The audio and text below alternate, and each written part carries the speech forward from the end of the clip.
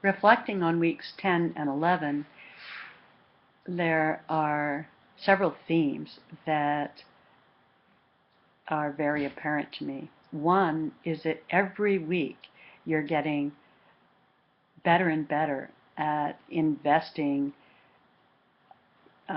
your own mind and spirit into the learning experience and creating a climate in which you feel safe enough to and feel like you can count on each other enough so that you can share personal lived experience and professional experience, and also your own knowledge, and that greatly enriches the conversation. Another theme that's clear is that you're getting very good at risking disagreeing and then disagreeing in a respectful way, describing your own positions and supporting them with evidence. And because of all those things, you are creating a very rich learning environment and creating a culture that's conducive to learning. And it's wonderful to observe. Howard Hughes is a great choice for a client because he is such a complex character. And there are a couple of things that occur to me. With this complex character, you can see that it's very easy to jump to conclusions about what's going on with him and to float diagnoses for which you may or may not have adequate evidence. One thing to be aware of is that traumatic brain injury is a diagnosis that we as social workers are not equipped to make. The most we can do is refer to a physician and report signs and symptoms, but we have no training or business making such a diagnosis. In terms of week 11, several people wondered whether there would be teaching and coursework in this program related to practice models. And I have good news on that front, because 543, which is taught by Serenity Bowen in the spring, we've designed it so that this course and that course dovetail. So while in this course you're getting a foundation in mental health treatment historically, in assessment and intervention with major mental disorders, and evidence-based intervention for these disorders in general. And then as you write the case studies, you will make the assessment and intervention specific to your client, and you're learning about community and consumer-driven resources.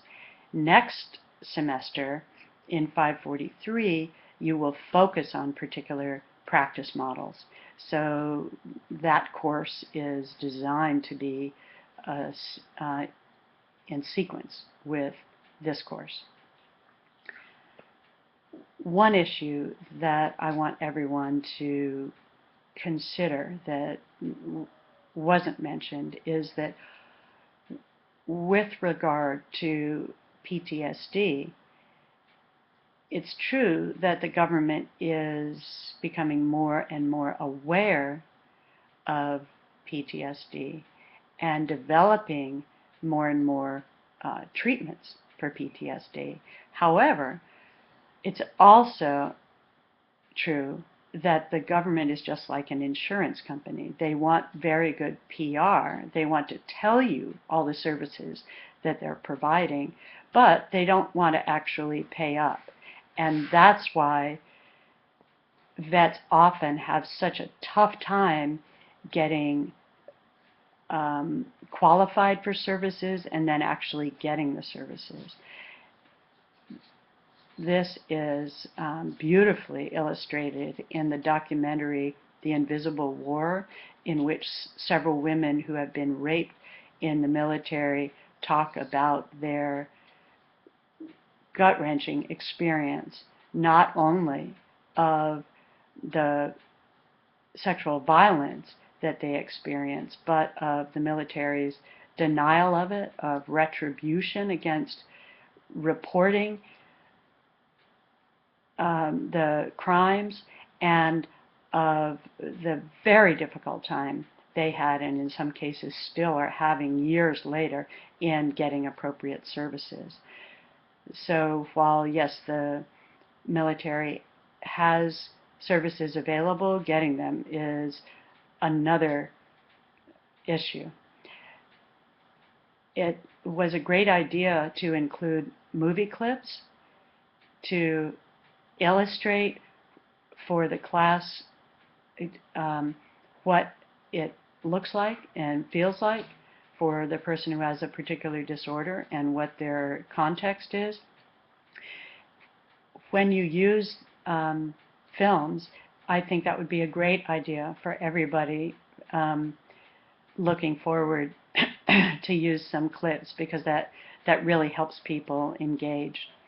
Another thing related to these clients who are based on books or movies is it's very important when you are constructing the case vignette not to assume that everybody has watched it and has that knowledge. So the assessment and diagnosis should only be related to the signs and symptoms that you specifically describe in the case vignette.